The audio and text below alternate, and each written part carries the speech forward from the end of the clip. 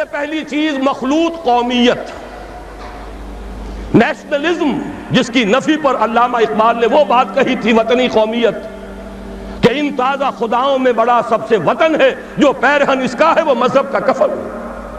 میں افسوس کے ساتھ کہہ رہا ہوں، میں احسان مند ہوں قائد اعظم کا، انہی کی جد و جہد اور انہی کی قیادت کے نتیجے میں پاکستان قائم ہوا، لیکن ہم اسلاف پرست نہیں ہیں۔ اسلاف میں بھی اگر کوئی بات غلط ہوگی ہم اس کا اقرار کریں گے، ببانگ دہل اس کا اعلان کریں گے۔ اگر حضرت ابو بکر صدیق بھی یہ فرما سکتے تھے کہ اگر میں سیدھا رہوں تو تم پر میری اطاعت فرض ہے، اور اگر میں ٹیڑھا ہونے لگوں تو مجھے سیدھا کرنا فرض ہے، تو کسی دوسرے کا مقام اس سے بالا تر نہیں۔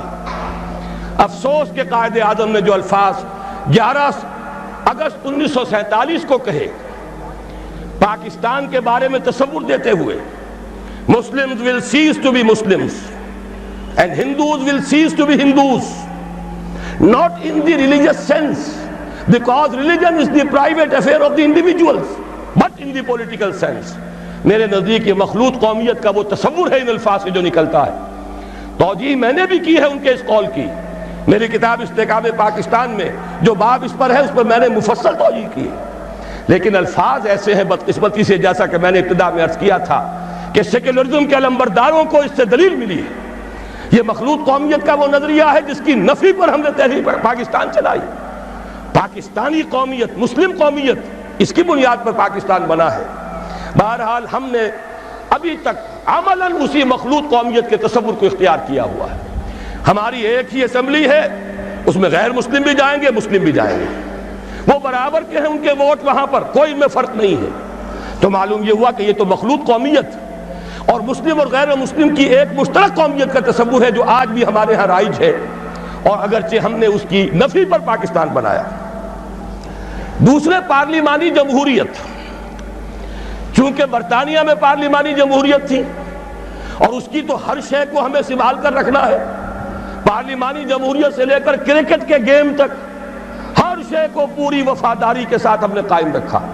شاہ ڈائنا کو بلایا تھا یہی دکھانے کے لیے کہ دیکھ لو، سرے منہ فرق نہیں آنے دیا ہم نے اس ملک میں، جیسا تم لوگ چھوڑ گئے تھے ویسا ہی آج قائم ہے۔ ہمارے ہاں اس پارلیمانی جمہوریت کو سمجھ لیا گیا ہے کہ شاید یہ منظم من اللہ ہے، اور تو کوئی راستہ ہے ہی نہیں، کوئی الٹرنیٹو ہے ہی نہیں، اس کو اصول موضوع بنا لیا گیا، اس لیے کہ اس نے ہمیں یہ پارلیمانی جمہوریت کا تصور دیا اور تھوڑی سی اس کی ہمیں تربیت بھی دے دی تھی۔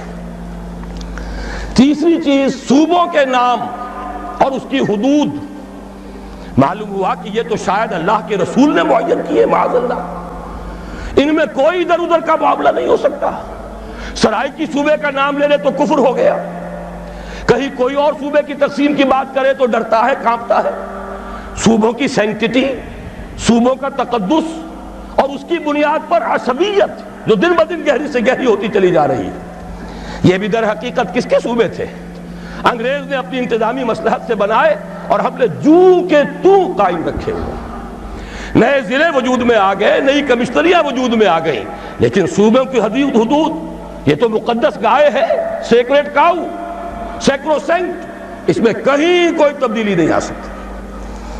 نمبر 4، بینکنگ کا وہ نظام جس کی بنیاد پر ہماری پوری صنعت اور تجارت، بلکہ اب تو کہوں گا زراعت بھی، اس لیے کہ ساری زرعی مشینری وہ بھی سودی قرضوں پر، ساری کھاد سودی قرضے پر، ہر نظام کے ہر حصے میں وہ شے شرائط کر گئی ہے جس سے ابھی آپ سن چکے ہیں اللہ اور اس کے رسول کے خلاف اعلان جنگ کے مترادف قرار دیا گیا، اور سمجھا یہ جاتا ہے سود کے بغیر تو نظام چل ہی نہیں سکتا۔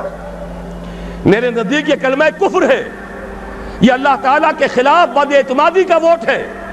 یا تو اللہ کو علم نہیں تھا معاذ اللہ کہ ایک دور وہ بھی آئے گا کہ سود کے بغیر نظام چل نہیں سکے گا، اور اس نے وہ شے حرام کر دی جو لازمی تھی۔ وہ تو کہتا ہے لا یکلف اللہ نفسا الا وسعها، انسانی وسعت سے بڑھ کر تو وہ کسی شے کا بوجھ ہی نہیں ڈالتا۔ معلوم ہوا کہ ہمیں نہ اللہ پر یقین ہے نہ اس کے رسول پر اعتماد ہے۔ نمبر 5، جوئے، سٹے اور لاٹری کی لعنت جو ہمارے ہاں بڑھتی چلی جا رہی ہے۔ یہ کہا جا سکتا ہے کہ واقعتاً سود تو ایسی شے ہے کہ ایک دفعہ اگر اسے ہٹائیں گا تو زلزلہ ضرور آئے گا۔ ہمارے نزدیک وہ زلزلہ بہت مبارک زلزلہ ہوگا جو سود کو ختم کرنے کے نتیجے میں آئے۔ اور اسی سے خیر برآمد ہوگا. لیکن یہ جوئے اور سٹے اور لاٹری کے ذریعے سے بھی کوئی زلزلہ آ جائے گا. اگر ان کو ختم کر دیا جائے تو قیامت آ جائے گی. جسے قرآن کہتا ہے رجس من عمل الشیطان. یہ ساری فارورڈ ٹریڈنگ، یہ ہمارے سارے سٹاک ایکسچینج اور یہ بڑی بڑی لاٹریز، کبھی فیٹمید ہے اور کبھی سیف گیمز کی ہے، جس کے کہ ٹکٹ یہاں بلیک میں بکتے ہیں، جس کی پبلسٹی اس پیمانے پر ہوتی ہے کہ جوئے کی اتنی ترغیب و تشویق شاید پوری انسانی تاریخ میں کبھی نہ ہوئی ہو. کیوں جاری ہے؟ اس لیے کہ انگریز چھوڑ گیا تھا. یہ سارے سٹاک ایکسچینج اس نے بنائے تھے، یہ لاٹریوں کا نظام اس نے دیا تھا. نمبر 6، جاگیرداری اور غیر حاضر زمینداری کا نظام جوں کا توں رکھا ہوا ہے. 2 دفعہ کی نام نہاد اصلاحات جنہوں نے کہ واقعتاً کوئی فرق واقع نہیں کیا. جاگیرداری جوں کی توں مسلط، غیر حاضر زمینداری جوں کی توں موجود. جبکہ واقعہ یہ ہے بھارت کم سے کم ہم سے اس معاملے میں پیش قدمی کر گیا. سرمایہ داری اور سود اور جوا اور سٹا اور رشوت، یہ ساری لعنتیں وہاں بھی ہیں جو یہاں ہیں. لیکن ایک قدم وہ اٹھا گیا تھا اور اسی کے نتیجے میں وہاں سیاسی توازن رہا. کم سے کم 40 برس تک سیاسی استحکام رہا، اور وہ تھا جاگیرداری کا خاتمہ. پہلے قدم اٹھایا. یہ ہمارے ہاں جاگیرداروں کا کھیل ہے، سیاست ان کا مشغلہ ہے، سیاست ان کا کاروبار ہے، اور وہی لوگ ہیں جو چھائے ہوئے ہیں.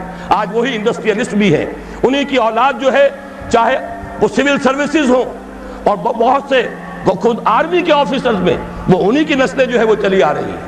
اگرچہ یہ کہ آرمی میں ہمارا کامن مین بھی کافی گیا ہے، یہاں قربانی دینے کا معاملہ ہوتا ہے، لیکن یہ کہ سول بیوروکریسی تو تقریباً پوری کی پوری انہی پر مشتمل ہے. اور یہ جاگیرداری جوں کی تو قائم ہے. 7ویں چیز، مخلوط معاشرت. مخلوط قومیت سے میں نے بات شروع کی تھی اور مخلوط معاشرت پر ختم کر رہا ہوں. شانہ بشانہ، قدم بقدم، اختلاط مرد و زن، ہر میدان میں برابر. کہیں نہ سطر رہا، نہ حجاب رہا، نہ پردہ رہا. میں نے تو پردہ ہندوستان میں دیکھا ہے جا کر، برقعے وہاں دیکھے ہیں. پاکستان میں تو اب برقع دیکھنے میں کہیں نظر نہیں آتا. میں نے حیدرآباد دکن میں دیکھا ہے. میرے 3 لیکچر ہوئے تھے حقیقت شرک کے موضوع پر مکہ مسجد میں، جس میں 5000 کے قریب مجھے بتایا گیا خواتین تھیں، 15000 مرد تھے. مسلسل 3 دن. یہ آج سے تقریباً 6 سال پہلے کی بات ہے.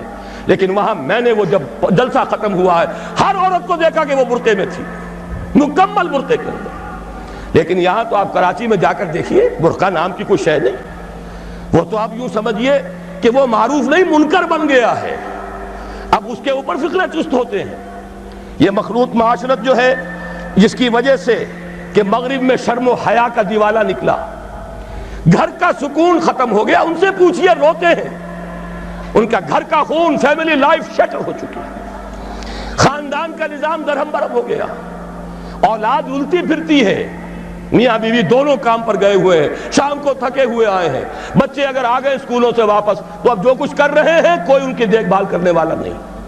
جو کچھ کریں گے بچے، وہ ٹین ایجرز ہوں یا ان سے بھی چھوٹے ہوں، جنہوں نے اکثر وقت جو ہے ٹیلی ویژن دیکھ کر گزارا ہو، وہ جو کچھ کریں گے اس کا قیاس آپ کر لیجئے. مجھے یہاں کہنے کی کوئی ضرورت نہیں.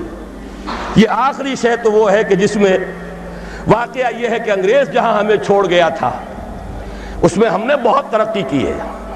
اب تو ہم کہہ سکتے ہیں کہ ہماری معاشرت بالکل یورپ کے ہم پلہ معاشرت ہو چکی ہے. بڑے دقیانوس کچھ گھرانے ہوں گے جن کے ہاں پردہ بھی ہے، شرم و حیا بھی کسی شے کا نام ہے.